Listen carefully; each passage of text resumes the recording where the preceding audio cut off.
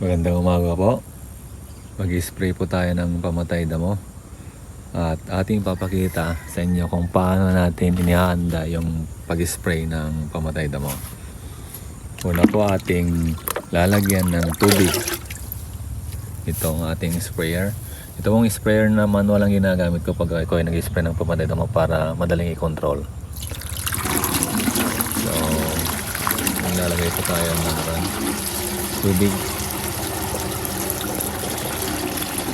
Ilalagay natin ito para kahit hindi na natin alog-alogin o halo-haloin, tama po yung pagkakahala nito.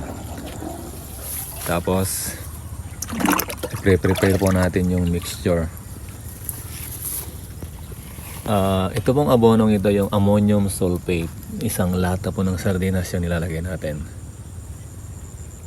Tinutunaw po natin sa tubig bago po natin ilagay. Dati po nilalagay ko na dyan, pero nagbabara po yung nozzle pag hindi natunaw. Dapat matunaw po muna bago natin ilagay. Lagay natin dito para yung mga hindi matutunaw matitira pag buhos natin. Ayan, halos tunaw na po yung abono. Tapos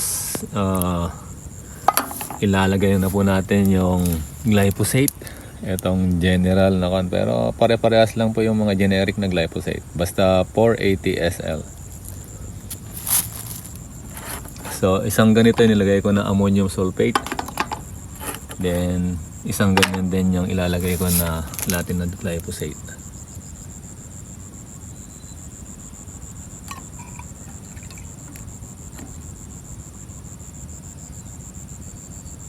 Po, halos puno na.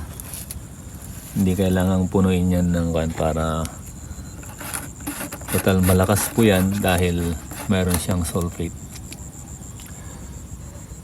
Tapos ibubuhos na po natin dahil may tubig na sa loob. Ayan. Ayan. Isunod po natin ibubuhos yung tinunaw nating ammonium sulfate.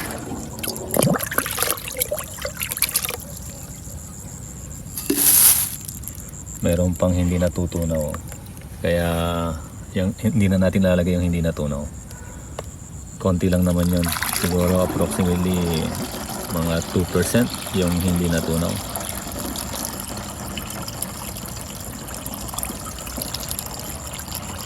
Sobra sa kalahati na po yung tubig niyan.